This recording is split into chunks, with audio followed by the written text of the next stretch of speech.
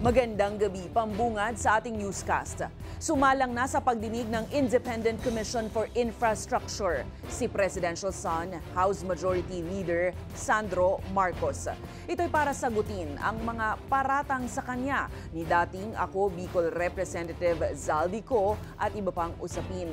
Habang si Davao City Representative Paulo Duterte naman, no show sa imbitasyon. Narito ang ating balitang A to Z ni Naomi Almohano.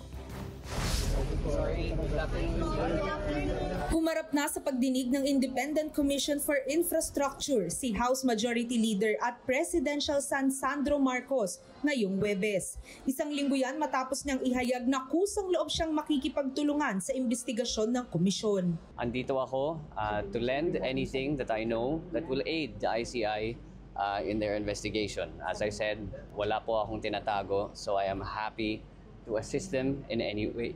Pero ang kanyang pagdinig kasamang mga opisyal ng ICI, ginawang executive session din. He would like to share as much information as he can, as candidly as possible.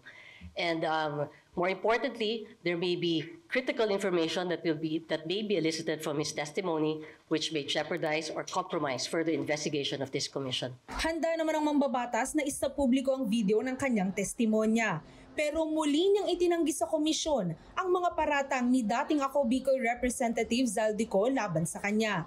Matatandaang sa video serye ni Ko, inakusahan niya si Marcos ang pasimuno ng 9.6 billion peso worth ng insertion sa 2023 budget, 20.17 billion peso sa 2024 budget at 21.127 billion peso sa 2025 budget. It's pure fabrication and pure lies.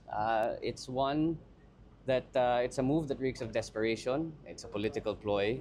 And I've already attributed it to attempts at destabilization of the government. Samantala, no-show naman si Davao City 1st District Representative Paulo Pulong Duterte sa imbitasyon sa kanya ng ICI. Sa kanyang pahayag, sinabi niyang walang jurisdiksyon ng komisyon at puro agenda lang.